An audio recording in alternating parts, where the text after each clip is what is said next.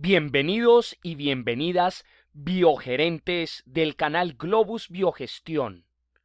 En contacto con el futuro, venimos con la segunda sesión del curso en Cognición, Neurociencias e Inteligencia Artificial. En esta ocasión veremos la teoría general de sistemas y la cibernética. Empezaremos pues por explicar 5 propiedades de las redes. ¿Alguna vez te habrás podido preguntar por qué ponen la palabra interfase con S e interfase con C? Acá te voy a dar la respuesta. Habíamos hablado en el tutorial anterior que existían para las redes los denominados nodos, que acá se van a ver como puntos de colores. Y por otro lado están las relaciones, que son esas líneas que van a juntar esos nodos. De ahí se generan las interfaces con C, en donde a escala mesoscópica, o sea, del mili al kilo, vamos a ver interfaces entre humanos, máquinas y naturaleza. Pero más abajo podríamos ver, por ejemplo, interfaces entre moléculas, biomoléculas y bits. O hacia arriba podríamos verlo entre planetas, planetoides, estrellas, cometas, etc. Por otro lado, tenemos las fases con S, que hace énfasis en estos nodos, cómo se sincronizan en el espacio-tiempo. Resulta que, por ejemplo, cuando conoces a una persona y te agrada su vibración y su energía, vas a decir, hey, estamos en fase. Esta fase con S es la sincronización de la oscilación entre estos nodos. Nosotros tenemos fases, por ejemplo, circadianas, en donde el ciclo del sueño se va a sincronizar con la rotación de la Tierra, por ejemplo. Y también tenemos los desfases, que precisamente es lo opuesto, cuando hay unas frecuencias o vibraciones diferentes donde dos nodos no se van a poder entender. Como segundo, tenemos el libre albedrío, en donde se dice, según las propiedades de las redes, que el libre albedrío existe para el mismo nivel de red, pero no para niveles superiores. Por ejemplo, si un ser humano deja de existir, ¿el planeta va a dejar de girar? Si el planeta Tierra se acabara, ¿el universo va a dejar de existir? Entonces, podríamos decir que si ya no una persona toma una decisión de libre albedrío, si no son muchas, ¿va a generar un impacto en la red? Claro que sí, pero eso ya sería una tendencia, no una decisión individual. Como tercero, tenemos las emergencias por clústeres. En este gráfico, sacado del software Views Viewer, que lo vamos a ver más adelante en este curso, vemos que estos nodos están coloreados de distintos colores, valga la redundancia.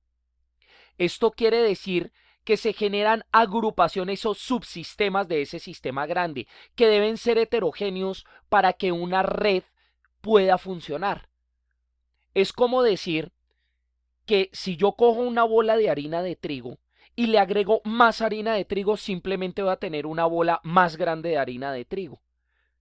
Pero entonces, para que haya una emergencia, yo puedo coger esa harina de trigo, agregarle queso, agregarle salsas, agregarle algunos otros ingredientes y hacer una pizza. Ahí es donde vienen las emergencias. Lo otro es la cinética de los nodos. Estos nodos no están quietos, se mueven. Pueden tener carácter de rigidez, de plasticidad, de elasticidad o de fluidez. Ello dependiendo de qué tanto se dejan mover por las fuerzas. Finalmente tenemos los hubs y authorities. Los hubs son nodos que van a unir uno o más subsistemas. Es decir, un nodo que me junte, por ejemplo, el color azul con el amarillo o el verde con el azul oscuro acá, vendría a ser un hub. Y el authority no necesariamente junta varios clústeres, sino que puede ser un nodo muy influyente dentro de uno de ellos. Por ejemplo, cuando hablamos de comunicación digital, serían los influencers. Se puede decir que los nodos de una red se comportan como osciladores. Entonces aquí viene esta pregunta: ¿qué es un oscilador?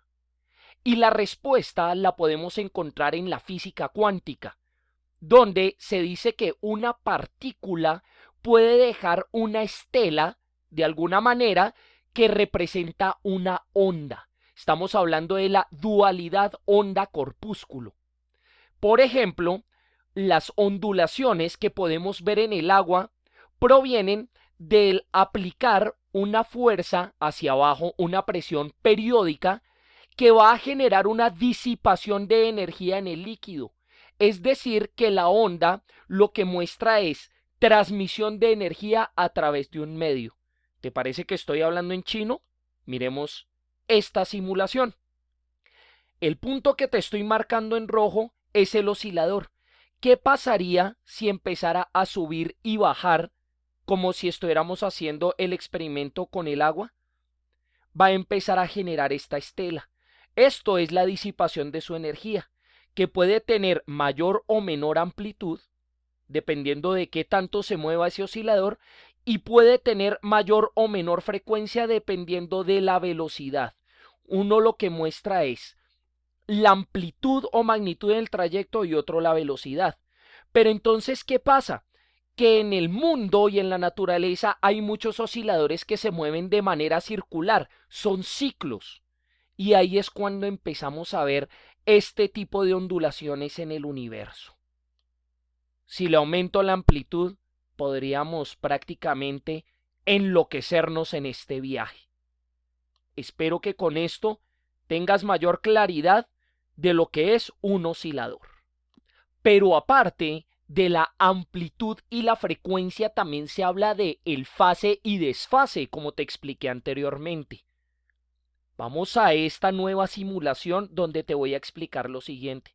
Estas son dos llaves que botan agua. ¿Qué pasa? Que aquí se van a generar fases por la interacción entre estas ondulaciones provenientes de los osciladores que vienen a ser las gotas de agua que están cayendo. Podría aquí registrar la amplitud y frecuencia de las ondas de cada una de las dos llaves.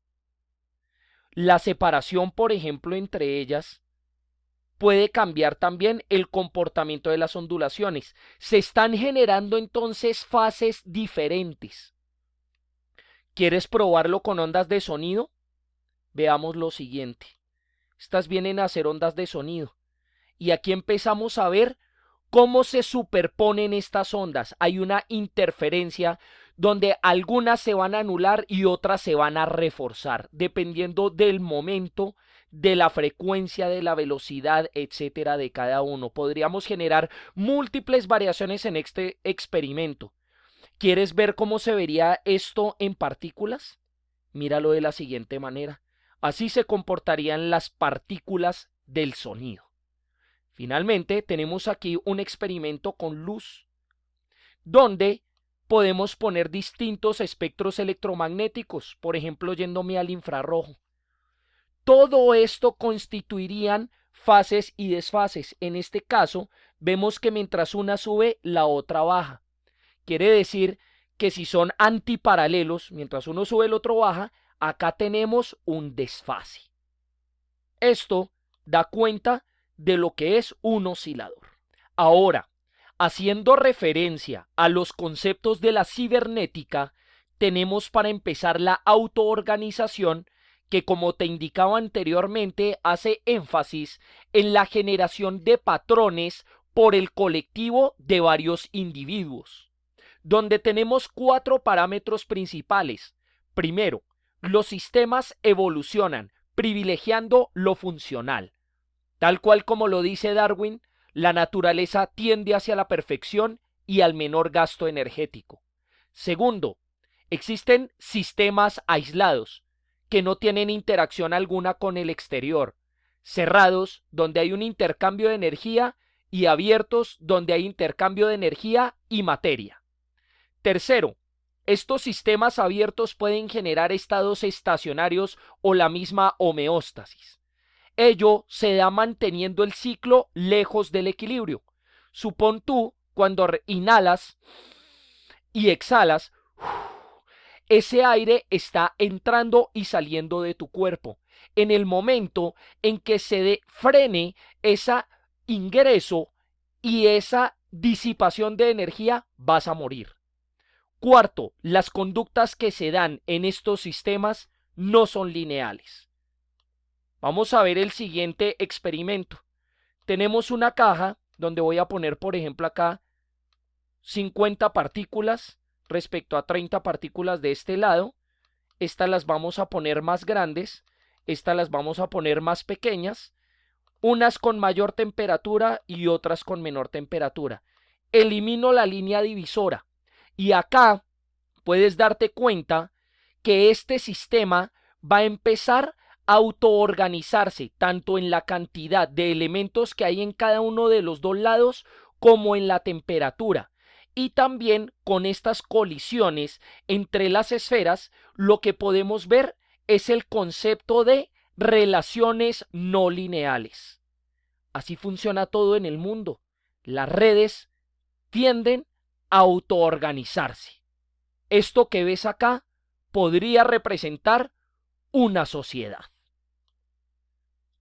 Vamos entonces con el último concepto, y ello es la autorregulación, donde una vez creada una red, ahora tiene que mantenerse pese a los cambios en el entorno, donde tenemos 3 puntos específicos. Primero, se habla de la resiliencia como la capacidad de una red para retornar al estado inicial después de una perturbación. Supón cuando entra una especie no nativa a un ecosistema. O bien, la cadena alimenticia se puede deteriorar hasta tal punto que el ecosistema desaparezca, o se pueden cambiar las relaciones en la misma para que sobrevivan las especies. 2. El mantenimiento de las variables en un rango específico. Por ejemplo, la autorregulación en el cuerpo humano se muestra en la temperatura, donde a más de una fiebre de 39 podríamos realmente poner en peligro nuestra vida. Es decir, que la autorregulación es mantener la temperatura en un rango muy específico. Tercero, garantizar la individuación, donde así hayan perturbaciones del entorno, la red jamás pierda su identidad. Con esto doy por terminado este tutorial. Si te parecieron que estos tips son muy importantes para tu conocimiento y para tu vida, suscríbete en este momento y dale clic a la campanita, suscríbete, y puedes poner un comentario que pronto te lo contestaré. Recuerda que Globus es el poder de la biogestión.